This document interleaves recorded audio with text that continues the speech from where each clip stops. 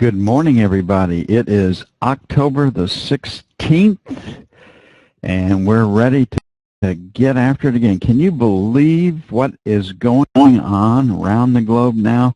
I mean, the maelstrom of news that encircles us or engulfs us or sweeps us up just gets bigger and wider and more volatile. The news out of Iraq continues to be a bit murky, but not good. The trend is going in ISIS's favor. Ebola is continuing to explode in the 3 African states. The rulers and leaders of countries in Africa are showing a hell of a lot more sanity than we are. They are banning travel from these 3 countries, air travel, roads, trucks, trains, you name it. The speech given by Obama yesterday, I mean, it just borders on absolute ludicrousness. The things that were announced that are going to protect us don't work. The head of the CDC says you don't have anything to worry about flying on an airplane, but if you've got Ebola, don't get on buses because you might spread it. I mean, figure that one out. So the angst around the globe is increasing, and it will until this Ebola comes into control on the disease front. On the economic front, the conditions in Europe continue to deteriorate. Greece has made the news for the last couple of days about the plunge in their stock market. Europe's stock market once again sold last night. The correction in Europe is over 10%. The growth in Europe is anemic. They are looking for a collective growth. They've changed it from plus 1.6% in 2015 to plus 1.5%. But now even Germany is expected to slide into a recession. Now, whether that occurs or not, time will tell. Goldman Sachs is revising third quarter for those company earnings per share that have not reported, and fourth quarter earnings per share estimates. Walmart cut their guidance on growth from a 5% forecast to 2 to 2.5% growth. So the economic news that we see coming through it is not comforting. It's not the type of news that makes you want to jump out and take risk positions. So the markets are reflecting a risk-off mode. Now, what we have on our F2 screen right now when we look at it is that we can see where the market is rejecting prices. Prices are too high. So this 129.16 to 20 area is going to be pretty hard to get through. On the buy side, last night we rejected prices below 28.12. And then yesterday afternoon, we left a single print at 128. So we should think in terms of buying this 28 even, 28.12 structurally, and selling the 29.16 all the way up to 30.16. This is our sell zone. The most typical reaction after a huge trend day, and yesterday certainly was, we haven't seen this kind of a day in a long, long time, is a pause day. And we're probably seeing it right now, especially if the E-mini does not make a move. So the one thing that will trump all news today will be the direction of the E-mini. That is foremost in the market's mind. And the E-mini did not take out yesterday's lows. So we have lots of news this morning. Jobless claims at its default 290. I think everybody's pretty much given up on the Labor Department, the way they cook the books, the way the numbers are skewed. The way they get their numbers is from people falling out of the labor force, not looking for jobs. Industrial production will be closely monitored, and it's got a pretty healthy forecast, plus 0.4. This number is suspect. The economic activity numbers have been coming in lower than forecast. Capacity utilization, 79%. No one pays a lot of attention to it. Manufacturing industrial production, 4/10. Now, there's a couple of secular things going on beneath the surface. We've seen a couple of articles come out. The first rush to build chemical plastics plants was along the Gulf Coast, East Texas, Louisiana in particular. North Dakota just caught a $4 billion natural gas plant to make chemical feedstocks for the plastic fertilizer industries. So underneath the surface, because of natural gas, we are having a manufacturing, I won't say resurgence, but we are getting manufacturing growth in industries that require a lot of energy, like smelting, high BTU process industries. So, and the food stuff, because of the world population growth, is still doing well. So underneath the surface, our manufacturing number could be actually pretty good. Philly Fed at 20. The Empire Index had a similar number. It could come in much lower than forecast. NAHB housing could come in lower than forecast. So all of these numbers that are forecast this morning are pretty healthy. They're reflecting economic growth. And the Fed has said that we've got modest to maybe even moderate economic growth going in the United States. And the United States can do it without the rest of the world. We have done it before without the rest of the world. We've always been the growth engine for the world. It always started in the United States after a recession. Trade balance minus Treasury budget minus 106. Long-term capital flow plus number. Crude inventories plus 2.3. That would certainly be negative, but not unexpected. At natural gas plus 91 BCF. So the news focus, they'll pay, it's the first piece of news up, so first will be jobless claims. The major focus today is going to be the industrial production number. Third will be Philly Fed. Fourth will be NAHB. All will be trumped by the direction of the E-mini. Now, the easiest thing we're going to be able to ascertain today is if these numbers come in as forecast and the stock market still sells, then the sentiment is definitely negative, and people are looking for a place to get out of their stocks or to protect themselves. So here we are currently trading at 28.28. The spill was from 04, so 3 to 7 will be sell 1, fairly aggressive. 11 to 15 will be sell 2, not so aggressive. On the buy side, we have a ledge down here at 22.5. We're currently trading at 30. Pretty aggressive, 29.25. Would like to get it done against 25, and then 17 to 21, leaning against London's lows. So we have a lot to keep up with today, a lot to talk about throughout the day. Well, hopefully, and we're going to have big markets, stops wider, more potential for profits. And the market's focus is going to be the direction of the E-mini, and that can turn on a dime as buy and sell programs hit the market. If we take out today's lows, if we get a big surge of selling on the opening, 30 minutes after the market opens, we'll have to keep an eye open for plunge protection, market intervention. And you'll just get an explosive rally, and if you're short at that time in the indexes, all you can do is cover and head for the sidelines. So we have to trade with protective stops today. There's just no way that you can get around that. Okay, the knob spread expanded once again last night, north of 16. We're currently at basically against 145. We had a breakout from the overnight session at 16. So maybe a little softer, 25 to 29.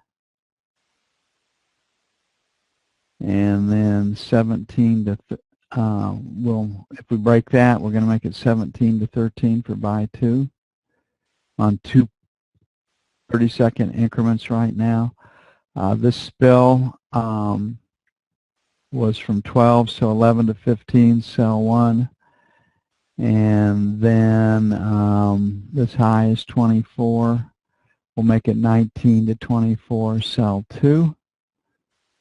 And you can see that we're rejecting prices over 146.04. And looks like we're going to start out the day rejecting prices below 144.16. So you're talking about a 2-point range right there.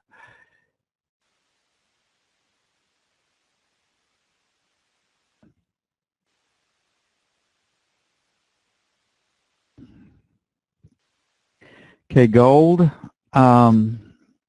Overnight, not a lot of activity. You would expect it more, but the volatility in gold has come off quite a bit. We don't have a big play. So 45 to 50 is where we have resistance. Definitely have rejected prices over 50, so we got resistance at 45 to 50. And on the buy side, we have these single prints down here at 35, and we're currently at 39. So 35 plus or minus buy 1. Economic news comes in lower than forecast. Buy 2 will be 30 plus or minus. On the sell side, we've got our 43 to 45, sell 1, and then 48 to 50, sell 2. This is a risk-off investment. If the economic news comes in weaker than forecast, gold should rally. And I think it's got a good chance of coming in lower than forecast, given what took place with the news yesterday.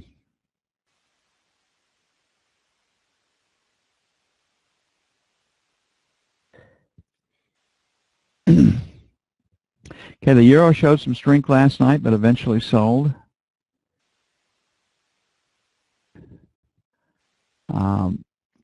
The market is rejecting prices at 28.50.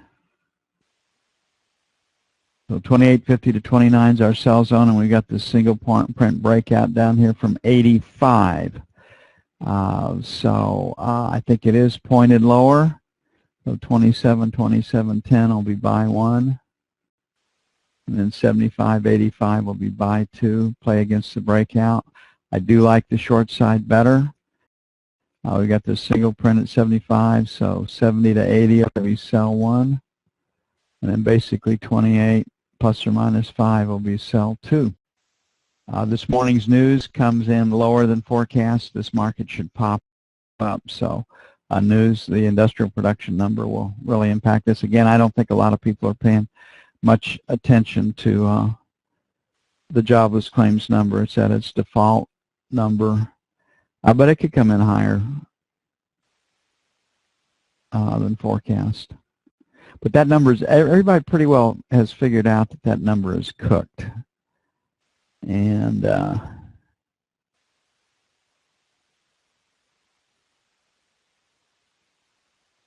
it's a shame, but you know, you can only cry wolf so many times. Anything that comes out of the White House right now, that speech yesterday on Ebola, I mean, that's a crock. And everybody knows that the borders are being kept open, and that if people that do have the disease can find a way to get, they're going to do their damnedest to get here. Because why? Free medical treatment, best medical treatment in the world for that, and they don't care how many people they take down with them. They're interested in saving their own life. And they're acting in their own self-interest. And if you were in their situation, you would probably do it too. Not good, but that's the way it is, folks. Okay, we rejected prices below 80. Last rotate up and Globex stopped at 81.53. Then we have a high of 81.75. Then L period's high is right here. So there's a lot of stuff that kind of comes in. It's 81.50, 81.75 area right here. We got a low volume number that stopped the market. 88.17. That is the low. Well, 81 at 81.25. So that's a low volume number. We're currently at 55. So 75 to 81 is sell 1. It is aggressive. Get through that. 25 to 50. They're expecting a build on the buy side, 80 to 25, buy one, and then 50 to 75 will let them get stops below the overnight session lows.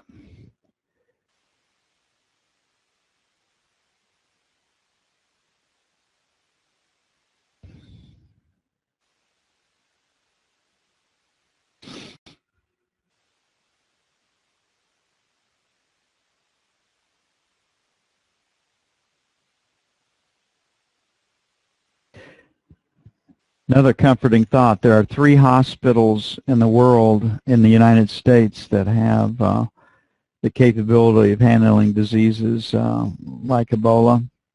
There are only 10 beds in those hospitals, so hopefully we can keep this damn stuff contained. But based on these vectors, these disease vectors, and the people that they've touched, you have to think that there's more bad news on Ebola coming from the United. Okay, we're in 1-point increments. Support and resistance levels are wider than normal. We have rejected prices below 15. I think if the market can hold and not take this out, then the plunge protection team doesn't have to get involved. I think we do have one sell coming this morning. We have got a lot of news. Jobless claims, 290. Supposed to be a 9. Industrial production plus 0.4. Manufacturing industrial production plus 0.4.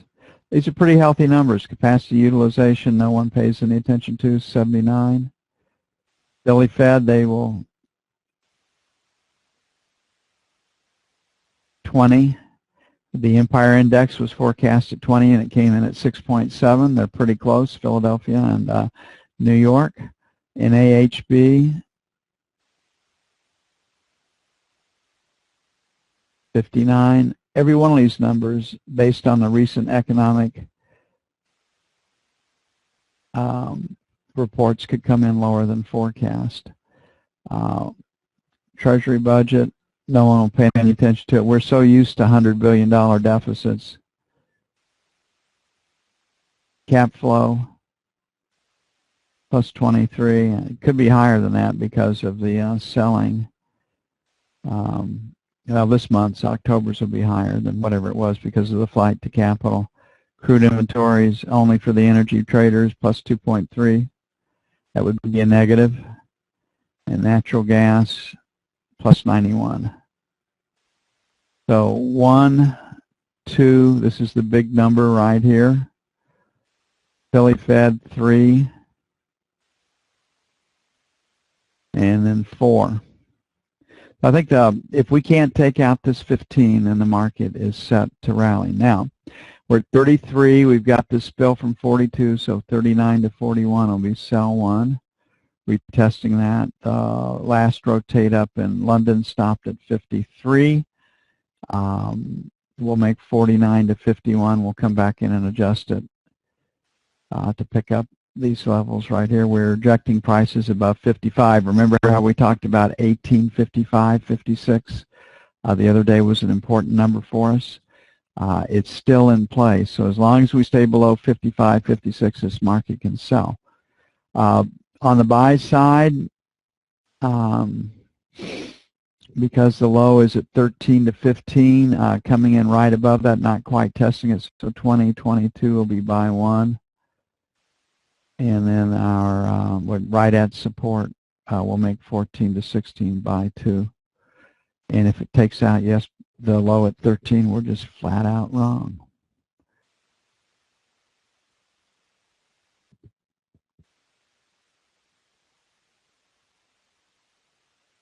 Stops have to be wider.